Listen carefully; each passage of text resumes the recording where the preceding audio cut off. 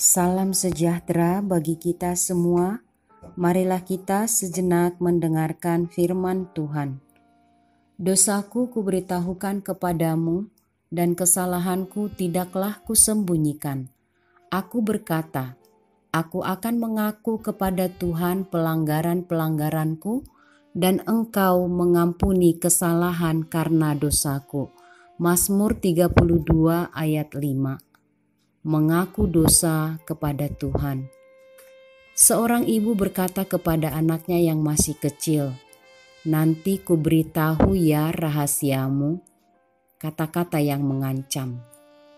Karena tidak mau rahasianya diketahui bapaknya, maka anak kecil itu selalu merasa harus menuruti semua apa yang dikatakan oleh ibunya. Si ibu itu tahu perasaan anaknya, dan rahasia itu menjadi senjata memainkan perasaan anaknya untuk menuruti aturannya. Namun di satu waktu, di luar perkiraan ibunya, entah kenapa, si anak ini pun berkata jujur kepada ibunya. Katanya, "Sudahlah mama, aku tidak mau berrahasia lagi. Beritahukan sajalah rahasiaku, supaya tidak ada lagi rahasiaku." Segera ibunya memeluk dan mencium anaknya seraya berkata, "Kamu anak mama yang sangat pintar, kamu anak yang hebat, kamu tahu rahasia membuatmu tidak bebas dan tidak aman."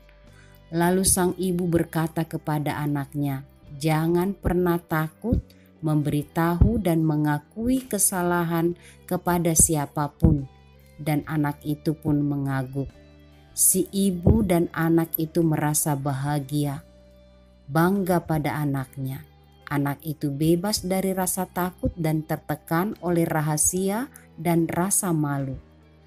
Tidak ada seorang pun di antara kita yang bebas dari kesalahan atau pelanggaran. Tidak soal besar atau kecilnya pelanggaran. Namanya pelanggaran tetaplah pelanggaran, dosa tetaplah dosa. Dosa membuat kita tertekan dan terintimidasi, tidak nyaman dan malu. Lalu kita ingin menutupinya. Tetapi semakin kita menutupi dosa dan menyembunyikannya, maka itu akan semakin menjerat kita dan mengendalikan kita. Rasa malu dibesar-besarkan dan tanpa sadar itu menjadi teror yang menakutkan. Bisa membuat dosa beranak pinang, bohong dan bohong menjadi munafik. Di luar terlihat baik padahal bobrok. Tuhan bukan tidak tahu dosa kita, tetapi kejujuran dan pengakuan yang tulus dari hati yang takut dan taat pada Tuhan, percaya pada Tuhan, punya arti besar di hadapan Tuhan. Memberitahu dan mengaku dosa pelanggaran kita kepada Tuhan, itulah obat yang paling manjur, tepat untuk menghentikan teror si jahat. Tidak ada obat terbaik selain jujur, tulus, berkata apa adanya, memberitahukan semua kepada Tuhan, dan mengakui semua pelanggaran dosa yang kita lakukan.